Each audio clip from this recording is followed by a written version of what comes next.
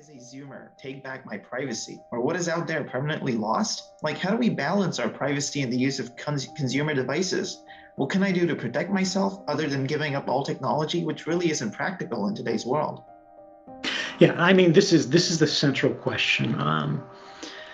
So again, when we look back at this structurally, systemically, what is wrong? All these records about you are out there, held by other people.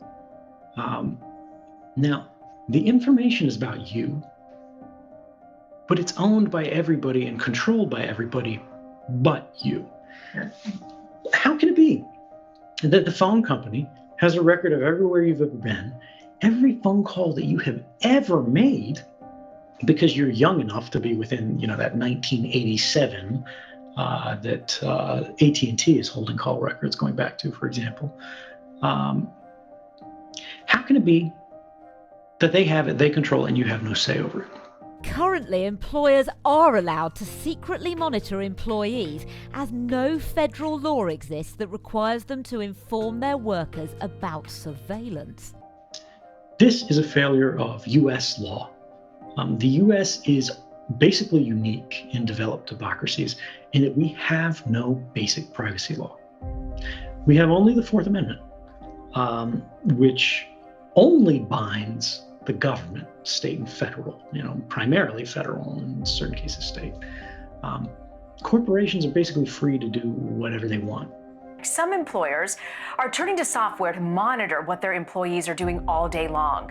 The technology does things like take screen grabs or monitor how long they're active on their computer. In the EU, we see efforts like the GDPR, General Data Protection Regulation, where they're trying to start to regulate these activities. But they still haven't recognized the prime problem. They see it as a data protection problem. They think it was not a consensual exchange, but if they just put a cookie warning up on a site or say the site can't do it this way or that way, all the data they collect is okay as long as they protect it, they say what uses they're for, they not sell it onwards or these other things. But we don't have a data protection problem. We have a data collection problem. The problem is that too many people can collect too much about too great a population. Software companies say it allows employers to see how productive their employees have been. So Nick, explain exactly how this technology works. The basic idea is that your employer has access to understanding what you do on your computer.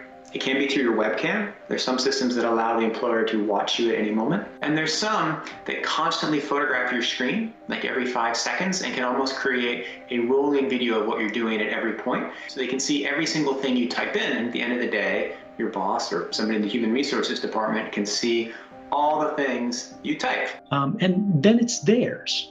This is an artifact of failing in U.S. law. It's actually a Supreme Court case called Smith versus Maryland.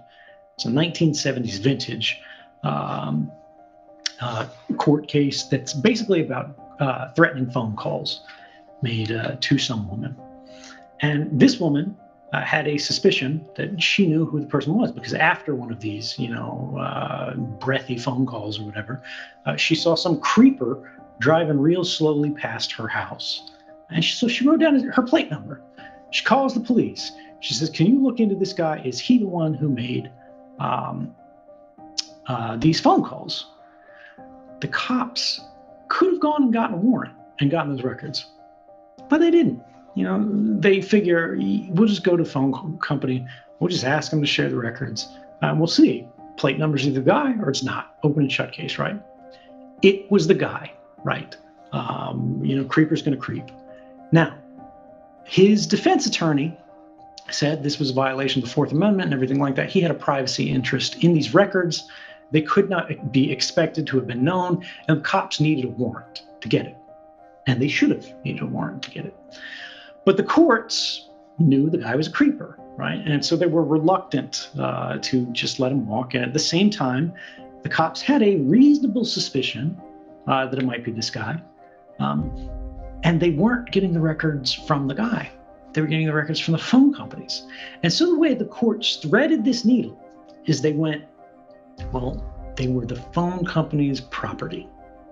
And you could decide to do whatever you want with your own property. So if they decided voluntarily to give this information to the cops, Cops didn't need a warrant.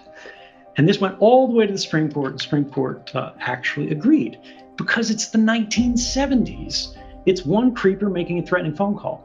Well, the government of the United States and most governments around the world took this principle called the third-party doctrine and made it the global standard. Basically, they went, well, records about someone held by a third party are not the property of the person the records are about. They're the property of the third party, so they can do whatever they want.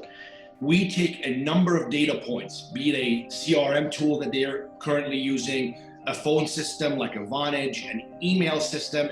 We aggregate all those data points in a real-time proprietary dashboard. We record and transcribe all your phone calls. All of it is recorded. We use AI tools to massage that into a real-time score that you see, as does your boss and the CEO and the VP of sales and the chief revenue officer. Everyone is seeing the productivity.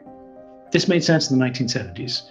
It does not make sense when everyone, everywhere can make records about every person that is not them easily, cheaply, automatically, and basically use it in increasingly harmful and toxic ways. I think we will see this doctrine revisited within your lifetimes, at least. The reality is right now, nobody wants to deal with this because they want the legislature to act. The courts go, look, this is standing, it's settled law. If you guys have a problem with it, you should just pass a law. And they could. Congress could change the law tomorrow. It's now a free-for-all. It's a wild, wild west. Everybody is now subject to the same kind of minute monitoring as we previously thought was the plight of those poor factory or warehouse workers. But they're all getting their pockets stuffed with lobbying money from Google and Facebook and all the rest. Everybody who has money in the country is benefiting from the status quo of this exploitative, abusive system. It is the people who are exploited by this system who want it to change. And unfortunately, privacy and the abuses of it are largely invisible.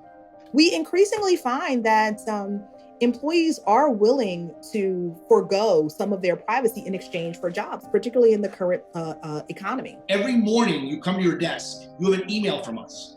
You have your productivity score, your proto scores on the first line of the email. Your score yesterday for proto score was 74. Your colleagues were 90. They've done more. I mean, think about it. Even if you care about privacy, you don't see the abuse when it happens, as the questioner asked. Are these records just out there? What can I do? Well, you don't own them. They're pre-existing now.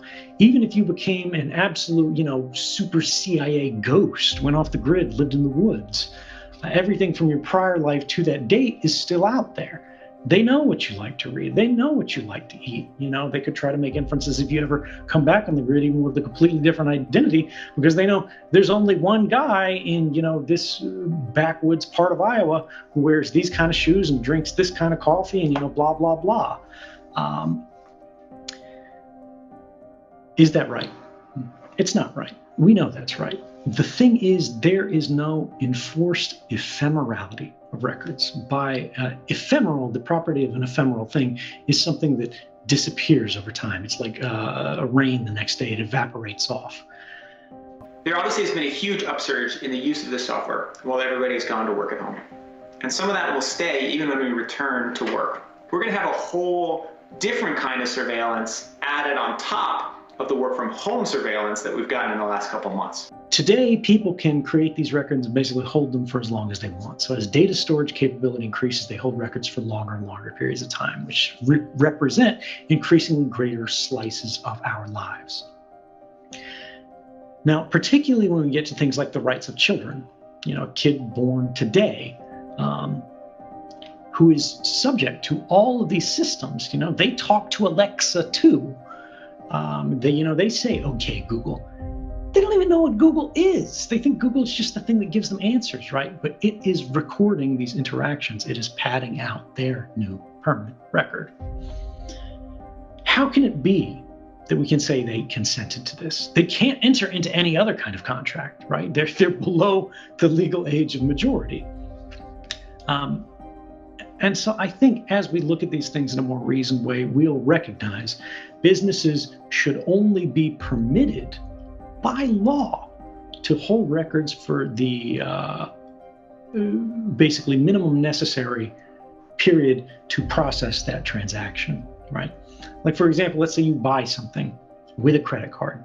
Well, the credit card company needs to know that you bought it and you paid for it with this card and it was ordered to this address and everything like that, at least until the order has been delivered and the chargeback period has elapsed. Because what if you say, you know, it didn't arrive or whatever, or it was broken, and the manufacturer that I bought it from, you know, they won't refund me, so I want you to reverse that transaction. They need to know the transaction happened, have all these records. But what about after that? Well, right now, financial services companies track every purchase that you ever made, and they pad this out because they can use this to sell and target and all kinds of other things. Stock market, for example, it sells the order flow of its customers, every brokerage, right? They go, these many people are buying this stock and these people are buying this stock, and they sell it onwards. And that's a major profit center for them. They do it as it's happening. But they also have the historical volumes, things like that. How long should these things be allowed to be held for in every different instance? For medical information, right? You may want to create an exceptional consent where you go, I want my doctor to have my lifelong medical information, right? But you don't want Amazon to have your lifelong purchase information. Why should they have that, right? Maybe you want them to have, you know, a year. Maybe you want them to have a month. Maybe you don't want them to have anything. Is there any reason by law that we shouldn't be able to dial this on or off? No. Right now, you know, companies would lobby against it. They go, oh, it's innovation. You know, we want to provide people choice. Man, there's nobody out there who wants Jeff Bezos to know, you know, what kind of underwear they buy 10 years later. But that is the status quo of law today. What can you do to change it? There's technical countermeasures. Right, you can look at privacy guides online, and you should. There's the Surveillance Self-Defense Guide by the Electronic Frontier Foundation. There's privacytools.io, which is a pretty good up-to-date guide where they're just telling you, you know, what's a VPN, how to use it, these kind of things, how to harden your browser and all that. But you don't want to get in an arms race with the richest companies in the world and the most powerful governments in human history. Right? That's not fair to you, it's not fair to your community, and it's not fair to the future. The way we fix this is to say, it is a problem, I care about this, and go, it has to change. The politics around this issue have to change. The law around this issue has to change. And the penalties for the people out there who are abusing us at scale have to change. Because right now it's costless for them, and in fact, makes them rich.